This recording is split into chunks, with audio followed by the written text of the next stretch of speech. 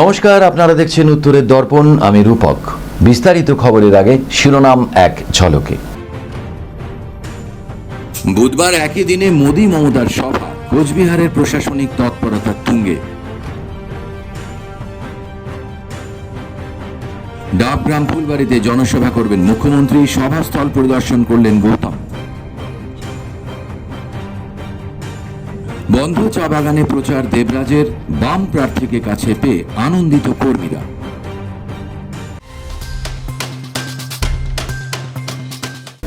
এখন খবর বিস্তারে।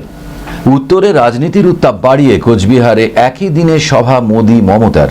নির্বাচনের দিন ঘোষণা হতেই প্রচারে ব্যস্ত প্রতিটি রাজনৈতিক দল। এরই মাঝে উত্তরে একই দিনে সভা করতে আসছেন প্রধানমন্ত্রী নরেন্দ্র মোদি ও মুখ্যমন্ত্রী মমতা বন্দ্যোপাধ্যায়। বিজেপির দলীয় সূত্রে খবর, চলতি সপ্তাহে ভোট প্রচারে উত্তরবঙ্গে আসছেন প্রধানমন্ত্রী নরেন্দ্র মোদি। লোকসভা ভোট ঘোষণার পর কোচবিহারে প্রথম সভা করতে চলেছেন তিনি। সব ঠিকঠাক থাকলে আগামী বৃহস্পতিবার কোচবিহার রাসমেলা ময়দানে সভা করবেন প্রধানমন্ত্রী। অন্যদিকে আগামী 3 মার্চ উত্তরবঙ্গে প্রচার শুরু করবেন মুখ্যমন্ত্রী। এদিন মালবাজারে সভা রয়েছে তার। এরপরই পরদিন কোচবিহারে মাথাভাঙ্গায় সভা করবেন তিনি। ওই একই দিনে কোচবিহারে সভা আছে প্রধানমন্ত্রী নরেন্দ্র মোদির। 4 তারিখে আমাদের সূচনা এসেছে। 4 তারিখে প্রধানমন্ত্রী আসবেন। আর প্রধানমন্ত্রীর আমরা সুবিধা অ্যাপ্লাই করে দিয়েছি। ডিএলওর কাছে আমরা মাঠের পারমিশনের জন্য দরখাস্ত করেছি। আজকে ডিএমের সঙ্গে দেখা করব, আর প্রধানমন্ত্রীর সভা হবে। আর সেটাই পরিদর্শন করতে আমাদের সংগঠন সাধারণ সম্পাদক এবং আমাদের যে বিহারের স্বাস্থ্যমন্ত্রী আর মঙ্গল পাণ্ডেজি, পশ্চিমবঙ্গের পর্যবেক্ষক, উনি আসছেন আর মাঠ দেখান। প্রধানমন্ত্রীর সভা নিয়ে মানুষের কোনো আগ্রহ নেই। গত 5 বছর আগে যে মানুষটা ওই রাসমেলা মাঠে এক মালা মিথ্যা কথা বলে গিয়েছিল, সেই মালা ছিঁড়ে গিয়েছে। একটা কথাও সত্য বলেনি। রাজবংশী ভাষাকে 8ম তপশিলভুক্ত করবে বলেছিল, 5 বছর আগে রাসমেলা মাঠ থেকে করেননি। কোচবিহারে স্পোর্টস হাব হবে 5 বছর আগে বলেছিল, করেননি। বীর চিলারায়ের নামে সিআরপিএফ এর ট্রেনিং সেন্টার হবে বলেছিল, করেনি। তাহলে প্রত্যেকটা মিথ্যা, হামেশা মিথ্যা, ঝুট বলো, ঝুট বলো, ঝুট বলো। এই ঝুট বলো প্রধানমন্ত্রী আবার আসছেন, তাই এই প্রধানমন্ত্রীর সভা নিয়ে মানুষের কোনো উৎসাহ নেই। রবিবার খড়িবাড়ি ব্লকের বাতাসী কালী মন্দিরে পুজো দিয়ে জনসংযোগ শুরু করলেন দার্জিলিং জেলা লোকসভা তৃণমূল প্রার্থী গোপাল লামা। এদিন পুজোর পাশাপাশি গ্রামীণ এলাকা ঘুরে দেখেন প্রার্থী, পাশাপাশি সাধারণ মানুষের সঙ্গে কথা বলেন তিনি। প্রার্থীর কথায় সাধারণ মানুষ উন্নয়নের স্বার্থে ভোট দেবেন। পাশাপাশি পাহাড় নিয়ে তাকে প্রশ্ন করলে তিনি বলেন, পাহাড়ের মানুষের যথেষ্ট বুদ্ধিমান, তাই এবছর উন্নয়নের কথা মাথায় রেখেই তৃণমূলকে বিপুল ভোটে জয়যুক্ত করবেন। এদিন এই কর্মসূচিতে উপস্থিত ছিলেন দার্জিলিং জেলা সমতল তৃণমূল কংগ্রেসের সভানেত্রী পাপিয়া ঘোষ সহ অন্যান্যরা। প্রচার করছি আমরা আমাদের নেতৃত্বের সঙ্গে, এখানকার লোকাল স্থানীয় শীর্ষ নেতৃত্বের সঙ্গে করছি। খুবই ভালো হচ্ছে, সব জায়গায় যাচ্ছি, ভালো সাড়া পাচ্ছি, লোকগুলো উৎসাহ আছে, আমাদেরও উৎসাহিত করছে, খুব ভালো লাগছে। রবিবার 7 সকালে প্রচারে দেখা গেল কোচবিহার লোকসভা কেন্দ্রের তৃণমূল মনোনীত প্রার্থী জগদীশ বর্মা বাসুনিয়াকে। এদিন তার সাথে প্রচারে দেখা যায় কোচবিহার জেলা তৃণমূল কংগ্রেস সভাপতি অভিজিৎ দে ভৌমিক সহ অন্যান্যদের। এদিন প্রচারে বেরিয়ে কোচবিহার পুরসভার 14, 15 এবং 16 নম্বর ওয়ার্ডের পাশাপাশি নতুন বাজার, মসজিদপাড়া, জেলা পরিষদ মোড় এলাকা পরিদর্শন করেন জগদীশ। তার কথায় ঘর থেকে বেরিয়ে হাত তুলে আশীর্বাদ করছেন সাধারণ মানুষেরা। গত 5 বছরে কোনোদিনই কোচবিহারের মানুষ এলাকার সাংসদকে দেখেননি। শুধু তাই নয়, তিনি উন্নয়নের জন্য 100 মিটার ড্রেন তো দূরের কথা, 100 মিটার রাস্তাও তৈরি করেননি। তাই সাধারণ মানুষ ধর্মে নয় কর্মে ভোট দিবেন। এদিন তিনি আরও বলেন, ছাত্র, যুব, মহিলার পাশাপাশি বাড়ি বাড়ি পানীয় জল, বিদ্যুৎ, স্বাস্থ্যসাথী, লক্ষ্মীর ভাণ্ডার সহ একাধিক উন্নয়নমূলক কাজ করেছে তৃণমূল। এদিনের এই প্রচার কর্মসূচিতে উপস্থিত ছিলেন 15 নম্বর ওয়ার্ডের কাউন্সিলর শম্পা রায় সহ তৃণমূলের একাধিক নেতৃত্ব।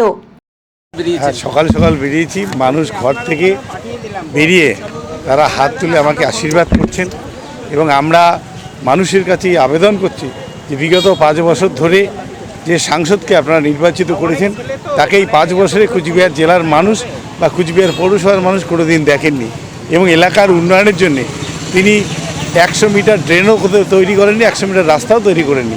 তাই আমরা মানুষের কাছে আবেদন করছি, ধর্মের নামে নয়, কর্মের নামে ভোট চান। আগামী 5 বছর আমরা কুচবিহার শহরের মানুষের জন্য, কুচবিহার জেলার মানুষের জন্য উন্নয়নটা করতে চাই। নির্বাচনের আগে বিজেপি কর্মীর বাড়ির বাইরে লাগানো ব্যানার খোলার অভিযোগ উঠল কোচবিহার জেলা তৃণমূল অঞ্চল সভাপতির বিরুদ্ধে। এই ঘটনায় ব্যাপক উত্তেজনা ছড়িয়েছে কোচবিহারের 1 নম্বর ব্লক চন্দামারি এলাকায়। জানা যায় শনিবার গভীর রাতে বেশ কিছু দুষ্কৃতীরা একে একে বিজেপির ব্যানার খুলতে শুরু করে। এরপরই ভারতীয় জনতা পার্টির কর্মী পূর্ণ বর্মনের বাড়ির সামনে পতাকা খুলতে গেলেই তিনি দেখে ফেলেন দুষ্কৃতীদের। তার কথা অনুযায়ী এদিন গভীর রাতে এলাকার তৃণমূল কংগ্রেস অঞ্চল সভাপতি শিব বর্মন ব্যানার খোলার কাজ করছিলেন। বিষয়টি সামনে আসতেই পূর্ণর ওপর চড়াও হয় তৃণমূল কর্মী সমর্থকেরা। এরপরেই ঘটনায় গুরুতর আহত হন তিনি। রবিবার তাকে MJN মেডিকেল কলেজ ও হাসপাতালে ভর্তি করা হয়। সকালে আহত পূর্ণকে দেখতে আসেন কোচবিহার বিজেপি সভাপতি সুকুমার রায়, সাধারণ সম্পাদক বিরাজ বসু সহ অন্যান্যরা। পুরো ঘটনায় শিবু বর্মন সহ তৃণমূল নেতৃত্বের বিরুদ্ধে থানায় লিখিত অভিযোগ দায়ের করা হয়েছে। গতকাল রাত্রি আনুমানিক 12টার সময় তৃণমূলের সামন্ত বাহিনী শিবু এবং মিন্টু দুইজনে এবং কয়েকজন আরও সঙ্গে নিয়ে ভারতীয় জনতা পার্টির ফ্ল্যাগ করছিল। তখন এই ভদ্রলোক যখন বাড়ি থেকে বের হয় আর তাকেই সঙ্গে সঙ্গে দেখে ফেলছে, এটা ভেবে বা প্রতিবাদে করছে হয়তো যে কেন ফ্ল্যাগটা খুলছিস, আর এটা বলার সঙ্গে সঙ্গে লাঠি দিয়ে আক্রমণ করে। এখন হসপিটালে আসলাম, হসপিটালে দেখলাম যে পরিস্থিতি খুব খারাপ। কোচবিহারবাসীর শান্তি কামনায় ধর্মনিরপেক্ষ ভোটের দাবিতে মহামৃত্যুঞ্জয় যজ্ঞের আয়োজন কোচবিহার জেলা তৃণমূল কংগ্রেসের পক্ষ থেকে। সোমবার সাংবাদিক বৈঠক করে জেলা তৃণমূল সভাপতি অভিজিৎ দে ভৌমিক বলেন, হিন্দু হলেই তাকে বিজেপিতে ভোট দিতে হবে এমন কোনো কথা নেই। তাই ধর্মনিরপেক্ষ ভোটের দাবিতে কোচবিহার স্টেশন চৌপথি এলাকায় মহামৃত্যুঞ্জয় যজ্ঞের আয়োজন করা হয়েছে।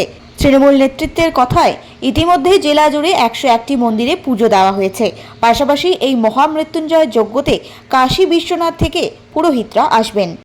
জানেন, কুচবিহারবাসীকে আমরা বলেছিলাম যে কুচবিহারে জাগ্রত 101টি মন্দিরে পুজো অর্চনা করে প্রার্থনা করে আমি কুচবিহারে মহামৃত্যুঞ্জয় যজ্ঞ করব।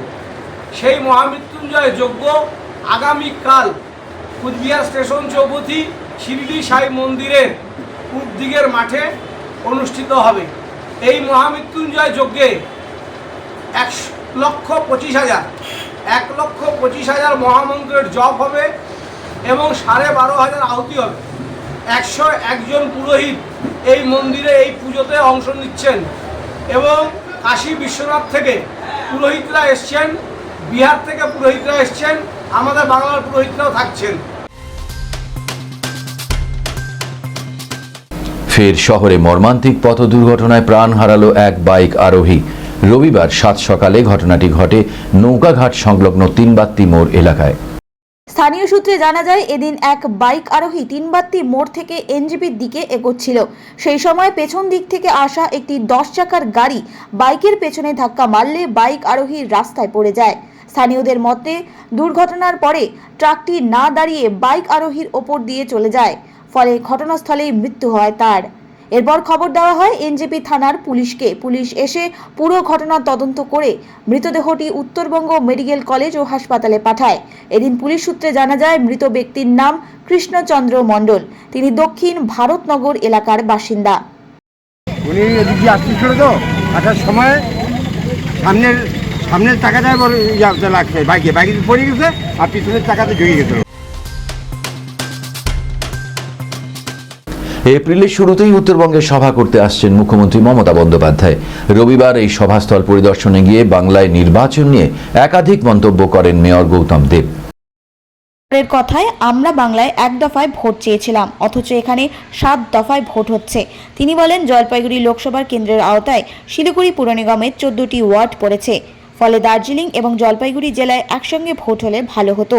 দুটো পাশাপাশি জেলা হওয়া সত্ত্বেও ভোট হচ্ছে 19 এবং 26 তারিখ। এদিন বিরোধীদের কটাক্ষ করে মেয়র বলেন, ভোটের আগে হেরে যাওয়ার অজুহাত আমরা খুঁজি না। আমরা মানুষের রায়ের জন্য তাদের কাছে নতমস্তক করে হাতজোড় করব, যাতে উন্নয়নের স্বার্থে এবছর নির্বাচন করা হয়।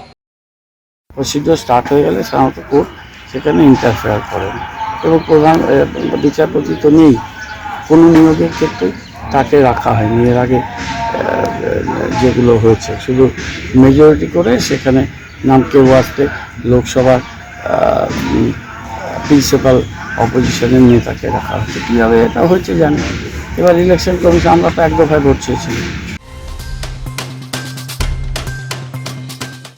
নির্বাচনের আগে জোর কদমে প্রচারে নামল সিপিআইএম। রবিবার জলপাইগুড়ি লোকসভা কেন্দ্রে বামফ্রন্ট মনোনীত প্রার্থী দেবরাজ বর্মন করলা ভ্যালির চা বাগান এলাকায় প্রচার শুরু করেন। এদিন প্রচারে গিয়ে উঠে আসে বাগান শ্রমিকদের একাধিক সমস্যার কথা। তাদের কথায়, রায়পুর বাগান বহুদিন ধরেই বন্ধ, মালিক পক্ষ 27 কোটি টাকা বাকি রেখে পালিয়ে গেছে। এদিন শ্রমিকরা প্রার্থীর কাছে অভিযোগ জানিয়ে বলে, সিন্ডিকেট চক্র চাই না আমরা। শান্তি ছিল, ভালো ছিল। পাশে যে রায়পুরিয়া বাগান আছে ওটা খুলুক, আমরা চাই। ওখানে আমাদের সুবিধাও আছে, ওখানে বাগানটা খুললে আমাদের কাজ করতে সুবিধা হয়, এত দূর আসতে হয় না। অপরদিকে দেবরাজকেও দেখা যায় শ্রমিকদের সমস্যা শুনে সমাধানের প্রতিশ্রুতি দিতে। করলা ভ্যালি চা বাগানে, তো এখানে এর আগেও আমরা বিভিন্ন চা বাগানগুলো ঘুরেছি। তো এই যে লড়াকু যে মজদুর চা বাগানের, তাদের লড়াই, তারা দীর্ঘদিন নিজেদের দাবি, নিজেদের অধিকার আদায়ের জন্য লড়াই করে যাচ্ছেন এবং তাদের এই লড়াই থেকে কিছু রসদ যাতে আমরা আমাদের লড়াইয়ের জোগাড় করতে পারি, সেজন্যই আমরা তাদের কাছে আসছি। এবং আজকেও যা দেখলাম, এখানকার মজদুররা তাদের বিভিন্ন দাবি নিয়ে বহুদিন ধরে লড়াই করে যাচ্ছে। তাদের কিছু দাবি তারা আদায় করতে পেরেছে, কিন্তু বেশিরভাগ দাবি তারা আদায় করতে পারছে না। কারণ যে এই তৃণমূল সরকার এবং বিজেপি সরকার, এরা কেউই মালিকের, কেউই শ্রমিকের হয়ে এরা কথা বলে না। এরা হচ্ছে শুধু মালিক পক্ষের হয়ে কাজ করে। তো এই জন্য না এদের ন্যূনতম মজুরির অধিকার স্বীকৃত হচ্ছে, না এদের জমির অধিকার স্বীকৃত হচ্ছে। তো আজকে আমরা ওনাদের কাছে আসলাম এবং ওনাদের কাছ থেকে ওনাদের লড়াইয়ের কথা শুনলাম এবং ওনাদেরকে এই প্রতিশ্রুতি দিলাম যে আমরাও ওনাদের লড়াইয়ে যেমন ছিলাম অতীতে, বর্তমানেও আছি এবং ভবিষ্যতেও থাকব। তৃণমূলের সাথে কংগ্রেসের জোট না হওয়ার জন্য দায়ী অধীর রঞ্জন চৌধুরী। বিস্ফোরক মন্তব্য মালদা দক্ষিণের বিদায়ী সাংসদ তথা মালদা জেলা কংগ্রেস সভাপতি আবু হাসান খান চৌধুরীর। তৃণমূলকে অধীর টিপমনি কাটেন, কিন্তু এটা ঠিক নয়। আপনি যদি আপনার সাথে একসঙ্গে ঘর করতে চান আর আপনি যদি আপনার ওপরে সবসময় টিপমনি কাটেন, তাহলে কি করে হবে? এদিন এমনই মন্তব্য করেন আবু হাসান খান। তিনি বলেন, মালদায় কংগ্রেস ভালো আছে, কিন্তু আরও 2-4টে সিটে ভালো হতো, সেটা হয়নি। বেশ কিছু জায়গায় কংগ্রেস এবং তৃণমূল পাশাপাশি আছে। এটা ঠিকই যে অধীর বাবু সম্বন্ধে বাস্তব জায়গা কথা বলছে, তাদের এই বারণ করছে। আমরা ভারতীয় সম্পর্কে লাভ নাই, তাতে কোনো কাজ হবে। দেখুন, আমি একটু আগে বললাম না যে মালদায় কংগ্রেস ছেলে করে ভালো আছে, যে তৃণমূল হয়েছেও আজকে বলছি যে আমরা আপনারা, তার মানে এই মনের ব্যাপার আছে, এখানে কোনো টাকা পয়সা কাজ এই ব্যাপার কাজেই ও তৃণমূল আমরা পছন্দ করতে, এই জন্য যে আরো দ্বিতীয় একটা দেশকে কাজকে ইনফ্লুয়েন্স করছে, এটা হয়নি। মালদার জন্য আমরা এই দিকে আমরা একদম আমার সেই ধারণা ছিল, কারণ কতগুলো জায়গায় কংগ্রেসের থাকার চাইছে, সেই জায়গায় হয়তো কংগ্রেস ভালো করছে, হলো না।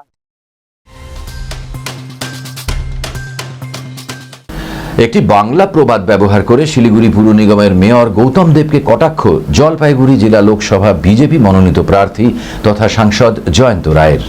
রবিবার নৌকাঘাট সংলগ্ন এলাকায় প্রচারে এসে গৌতম দেবকে কটাক্ষ করলেন সাংসদ জয়ন্ত রায়।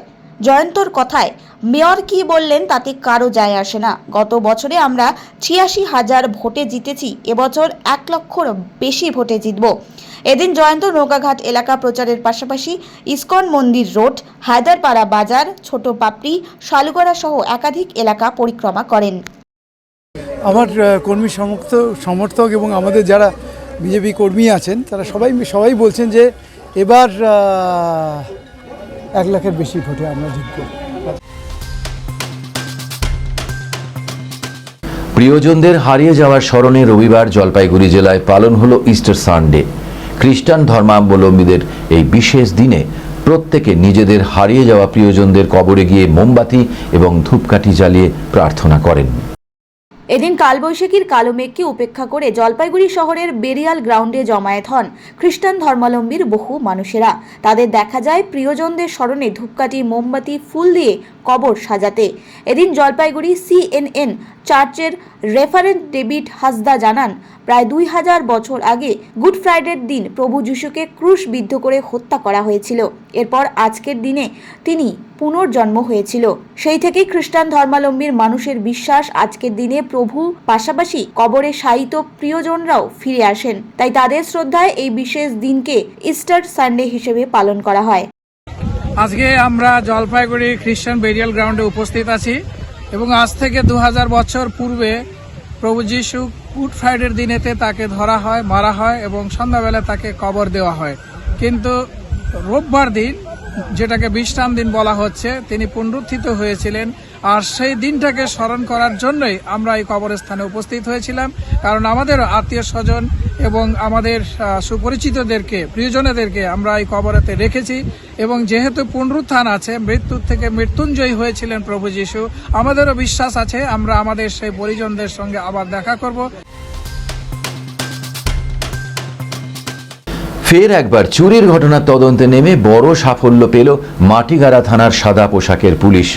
রবিবার একটি সাইকেল চুরির ঘটনা তদন্তে নেমে 12টি চুরি যাওয়া সাইকেল উদ্ধার করল পুলিশ। জানা গিয়েছে, ফাঁসিদেওয়া মোড়ের অমৃতা শর্মার বাড়ি থেকে 22শে মার্চ একটি সাইকেল চুরি যায়। এরপর তিনি 30শে মার্চ মাটিগাড়া থানায় লিখিত অভিযোগ দায়ের করলে তদন্ত নেমে বালাসন বস্তির একটি বাড়ি থেকে 12টি চুরি যাওয়া সাইকেল উদ্ধার করে পুলিশ। ঘটনায় 2 জনকে গ্রেফতারও করা হয়েছে। ধৃতদের নাম 22 বছরের তপন বর্মন এবং বছর 25-এর দীপঙ্কর দেবনাথ। ধৃত দুজনই শিব মন্দির হালের মাথার বাসিন্দা।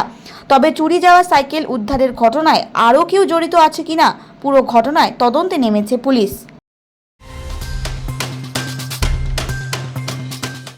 শেষ করবার আগে খবরের শিরোনাম আরও একবার। বুধবার একই দিনে মোদি মমতার সভা, কোচবিহারের প্রশাসনিক তৎপরতা তুঙ্গে।